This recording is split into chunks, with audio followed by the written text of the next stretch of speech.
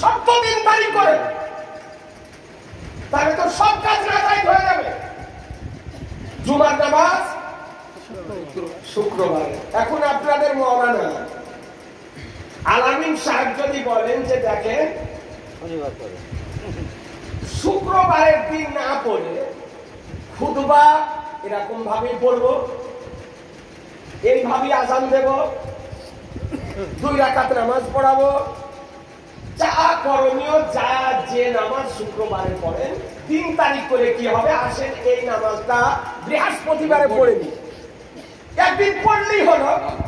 3 তারিখ করে কি হবে, একদিন পড়লেই হলো, বৃহস্পতিবারে বা শনিবারে। তো ওকে মসজিদে রাখবেন না হাসানের পাগলা চেম্বারে পাঠাবেন? ওকে পাগলা কাগজে পাঠাবেন যে আর ঠিক মস্তিষ্কের বিকৃতি ঘটেছে, না হলে বলে যে একদিন পড়লেই হলো, 3 তারিখ করে কি হবে, বলে না জুমার নামাজের জন্য শুক্রবারকে আল্লাহ তাআলা নির্দিষ্ট করে দিয়েছে, শুক্রবারকে নির্দিষ্ট করে দিয়েছেন। বৃহস্পতিবারও হবে না আর শনিবারও হবে না, শুক্রবারই পড়তে হবে। আজিজানে মোহতারাম, ভালো করে একটু বুঝার চেষ্টা করুন। আজকে মানুষকে পাগল বানানো হচ্ছে। কিছু অর্ধ শিক্ষিত এইরকম নামাধারী নামধারী তথাকথিত আহলে হাদিসদের বক্তব্য শুনে আজকে বিভ্রান্তিতে পড়ে আজকে নামাধারী হচ্ছে মানুষ। এই জন্য আপনাদের অনুরোধ করব যে ইউটিউবে ফেসবুকে কারো কোনো বক্তব্য শোনার পূর্বে যাচাই করে নেন যে ব্যক্তি সুন্নি ব্যক্তি না ওয়াহাবি ব্যক্তি, আপনার পক্ষের ব্যক্তি না আপনার বিপক্ষের ব্যক্তি। যদি নিজে যাচাই করতে না পারেন, আপনার মসজিদের ইমামকে বের করে দেখিয়ে যাচাই করে নেন যে হুজুর বা ইমাম সাহেব এই বক্তাটা আমাদের সুন্নি জামাতের না ওয়াহাবি সম্প্রদায়ের, এর বক্তব্যটা শোনা চলবে কিনা, এবার আবার যাচাই করে তার বক্তব্য শোনা। আজিজানে মোহতারাম, আপনাদেরকে বলতে চাই যে প্রকৃত বিষয়টি আমাদেরকে বুঝতে হবে। আচ্ছা বলেন তো, রোজা কোন মাসে রাখা হয়? একটু জোরে বলেন না। রমজান মাসে। রোজা রাখা হয় কোন মাসে? রমজান মাসে। কত বড় দিন গেল জি। তো কেউ যদি বলে যে রমজান মাসে না রেখে 1 মাস রাখলেই হলো, 1 মাস রাখলেই হলো, কি বড়দিন এত কষ্ট না করে সামনে পৌষ মাস আসবে, ওই মাসে রেখে নিব 1 মাস হবে? বলে না, বলে রমজান মাস যখন আসবে বছরে, ওই রমজান মাসে বড়দিন হোক আর ছোট দিন হোক, বর্ষার সময় আর গ্রীষ্মকাল হোক, ওই রমজান মাসে রোজা রাখা হবে। তাহলে রোজার জন্য মাস নির্দিষ্ট। মুসলমান আপনাদেরকে বলতে চাই, আচ্ছা বলেন তো হজ কোন মাসে করতে হয়? জিলহজ মাসে। আগামীটা সামনে চাঁদ আগামীটা আসছে, ঈদুল আজহার নামাজ হবে। যদিও লকডাউনের জন্য হাজী সাহেবরা যেতে পারছেন না গত বছর থেকে, কিন্তু হজ করতে হয় কোন মাসে? জিলহজ মাসে। লকডাউন ছুটলেও তার হবে না, লকডাউন ছুটেও যদি যায়, মুহররম মাসে যদি যায় হজে, হজ হবে, উমরা হবে। জিলহজ মাসের আগে গিয়ে যদি করে উমরা হজ হবে। কিন্তু তাই বলে প্রকৃত যে ফরজ হজ, এই ফরজ হজ আপনার হবে না। ওই ফরজ হজ আদায় করার জন্য শরীয়ত মাস নির্দিষ্ট করে দিয়েছেন যে সেটা হচ্ছে জিলহজ মাস। আর জিলহজ্জা মাসের 10 তারিখ। জিলহজ্জা মাসের 10 তারিখ। জোরে বলে 10 তারিখ। তাহলে মাস নির্দিষ্ট আর তারিখও নির্দিষ্ট। এবার আদান ইসলাম। আর এই জিলহজ্জা মাসের 10 তারিখ আমরা ঈদুল আজহার নামাজ আদায় করব। জিলহজ মাসে 10 তারিখ আমরা ঈদুল আজহা নামাজ পড়ি না? তাহলে ঈদুল আজহা নামাজের জন্য তারিখ নির্দিষ্ট মাস নির্দিষ্ট, হজের জন্য মাস নির্দিষ্ট, তারিখ নির্দিষ্ট। ইয়াজি জানে মোহতারাম। আচ্ছা আরেকটু বলি, আচ্ছা ঈদের নামাজ পড়েন কোন মাসে? রমজান শাওয়াল মাসে। ঈদুল ফিতরের নামাজ শাওয়াল। শাওয়াল, এটার নাম সবাই জানেন। রমজানের পরে কি? শাওয়ালুল মুকাররম। শাওয়াল মাস, শাওয়াল মাস। তো ঈদুল ফিতর নামাজ রমজান মাস, আমরা রমজান মোবারকের মাস শেষ হলো, আর শাওয়াল মাসের চাঁদ সন্ধ্যাতে হলো সকাল বেলায় নামাজ পড়ি। তার মানে শাওয়াল চাঁদের প্রথম তারিখে ঈদুল ফিতরের নামাজ পড়ি। এবার ইসলাম তাহলে বোঝা গেল ঈদুল ফিতরের জন্য নির্দিষ্ট এইরকম সব রবিউল আউয়ালের জন্য তারিখ নির্দিষ্ট, শবে বরাতের জন্য তারিখ নির্দিষ্ট, শবে কদরের জন্য তারিখ নির্দিষ্ট, শবে মেরাজের জন্য তারিখ নির্দিষ্ট।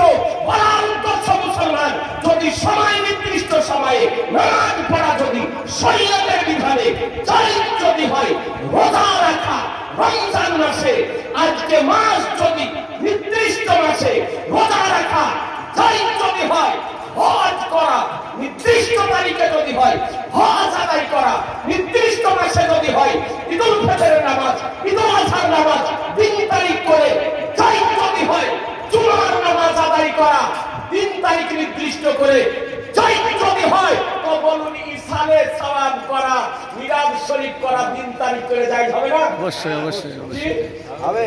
আজকে পাগলের প্রলাপ, এই প্রোপাগান্ডা ছড়ানো হচ্ছে যে 3 তারিখ করে করানো জায়েজ নয়। রাজারানী সাহেব আজ পর্যন্ত কোন ওয়াহাবি, কোন মাযহাবী 3 তারিখ করে ইসালে সওয়াব মিলাদ শরীফ করাকে দলিলের আলোকে না জায়েজ প্রমাণ করতে পারেনি। দায়িত্বশীলতার সঙ্গে বলছি, কসম খোদার, কিয়ামত পর্যন্ত দলিলের আলোকে না জায়েজ প্রমাণ করা ওয়াহাবিদের পক্ষে সম্ভব হবে না। শরীয়তের আলোকে জায়েজ মশলা বুঝতে পারলেন? 3 তারিখ নির্দিষ্ট করে আমরা এই জন্য করি যে একটা সুবিধা।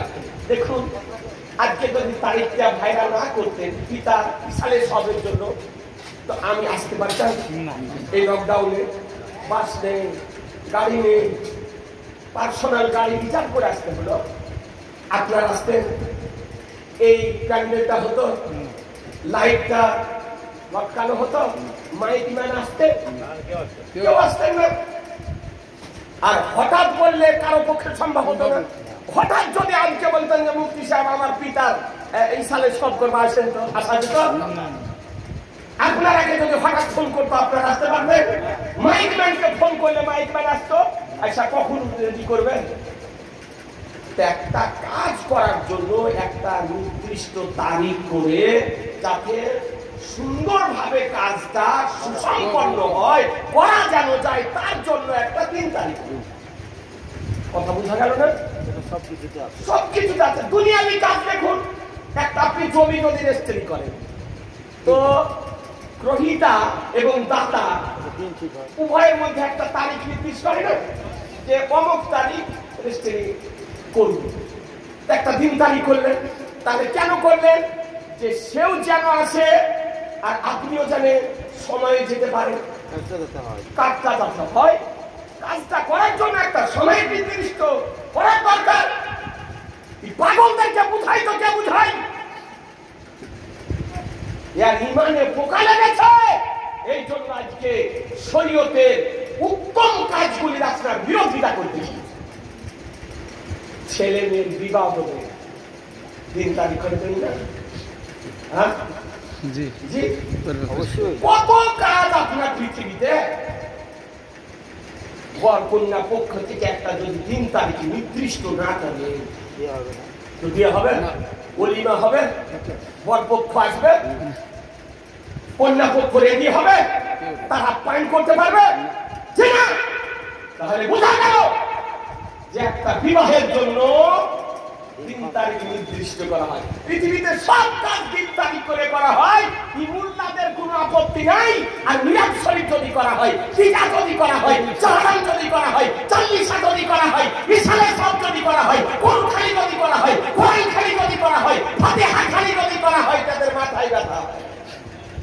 এদের মাথায় ব্যথা হয়, এরা হলো আসলে ইংরেজদের দালাল, এরা হলো ইসলাম বিরোধী, এরা শরীয়ত বিরোধী মুসলমান।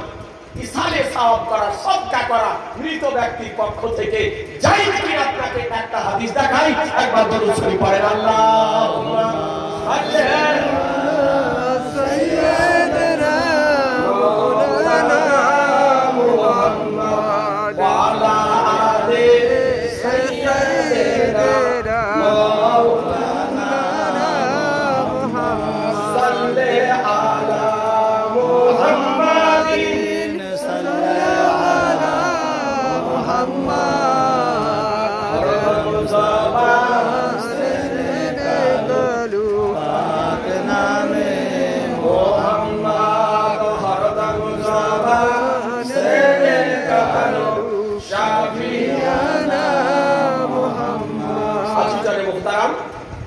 মৃত ব্যক্তির পক্ষ থেকে দান করা হাদিসে আছে না? না। দেখুন বুখারী শরীফ প্রথম খণ্ড 386 পৃষ্ঠা, কিতাবুল বেসায়া, ওসিয়তে বর্ণনা, হাদিস নাম্বার 2756, 2756। হাদিসের রাবি বর্ণনাকারী হযরত আব্দুল্লাহ ইবনে আব্বাস রাদিয়াল্লাহু তাআলা আনহু।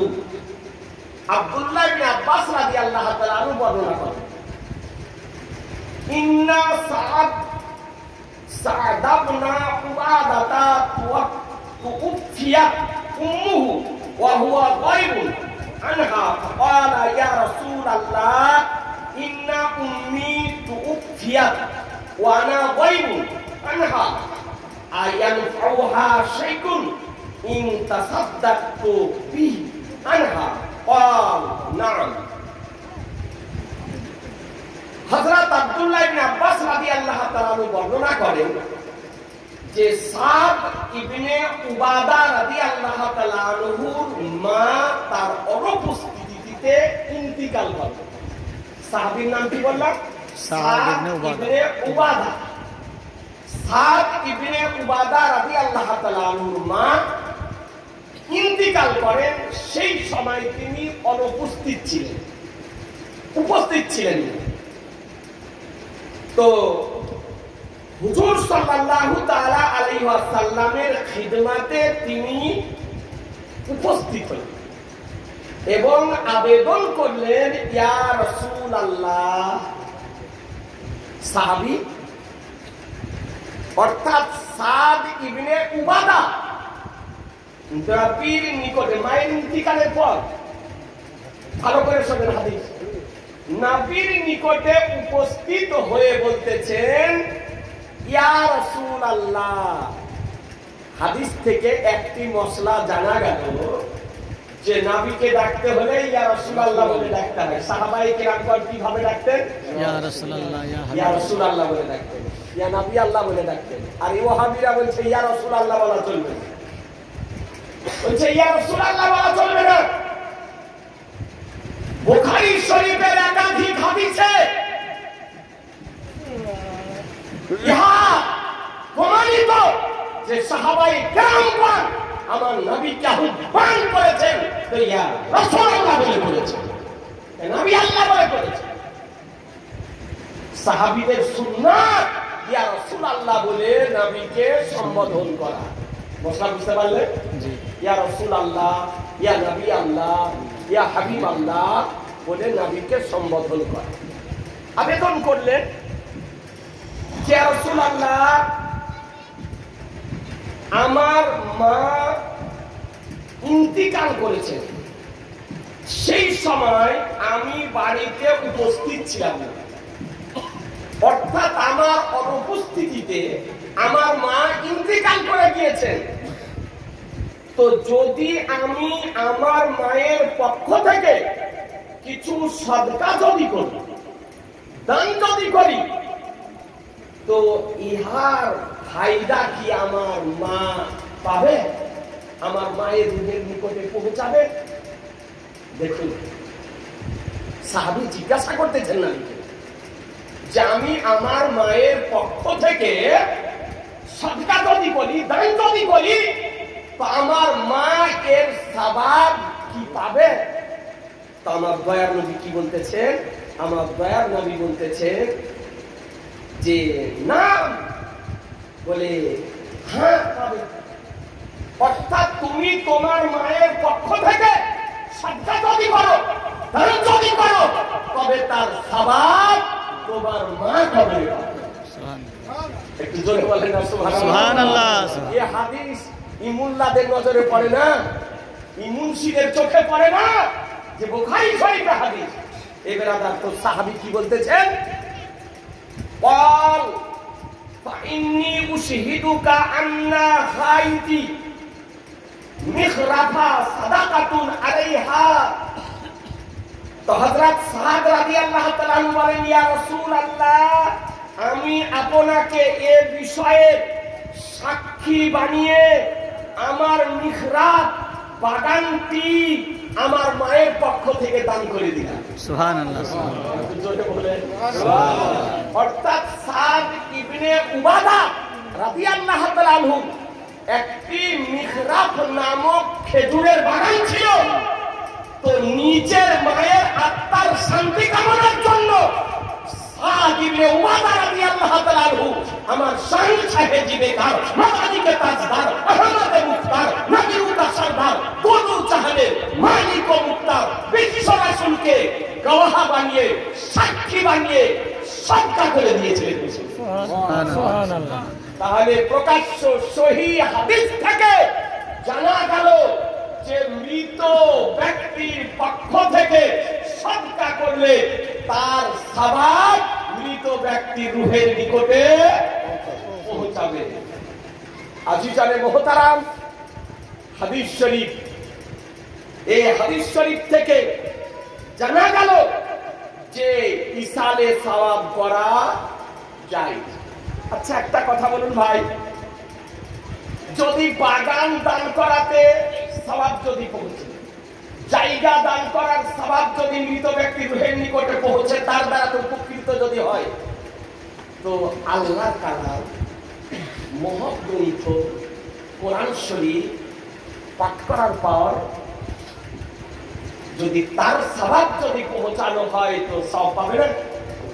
হ্যাঁ, একটু জোরে বলেন না? অবশ্যই পাবে। এই জন্য আমাদের সমাজে আহলুস সুন্নাত ওয়াল জামাতের গ্রামে ফাতিহা খানি, কোরআন খানি, কুল খানি, কালেমা খানি, মিলাদ শরীফের ব্যবস্থাপনা করা। জি ব্রাদার আল ইসলাম, আর একটা হাদিস আপনাকে শোনাই, এরা হাদিস খুঁজে পায় না।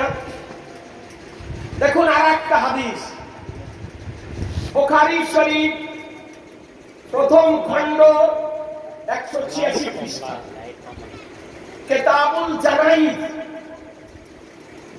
অধ্যায়ে হাদিসটি বর্ণিত হয়েছে। হাদিস নাম্বার 1388, 1388 হাদিস নাম্বার। আজকাল কোথাও গেলে বলছে হাদিস নম্বর কত, দেখবেন যে প্যান্ট গুটিয়া রাখা ব্যক্তি, লামোছাবি, যারা নতুন লামোছাবি হয়েছে, এই বুকের উপরে হাত বাঁধা, কিছু হয়তো বাংলা লেখাপড়া করেছে, করে বাংলা কিছু কয়েকটা হাদিসের বই কিনেছে। যদি হাদিসের 2000 টাকা বা 3000 টাকা বাংলা অনুবাদ করে যদি মুফতি, মুহাদ্দিস, হাদিস বিশারদ, হাদিসের পণ্ডিত যদি হয়ে যেত, তবে 10 বছর 12 বছর করে পড়ার দরকার হতো না। জি না, দরকার হতো না। আর আপনার 4খানা হাদিস বাংলা অনুবাদ কিনাই মনে হচ্ছে হাদিসের সব বুঝে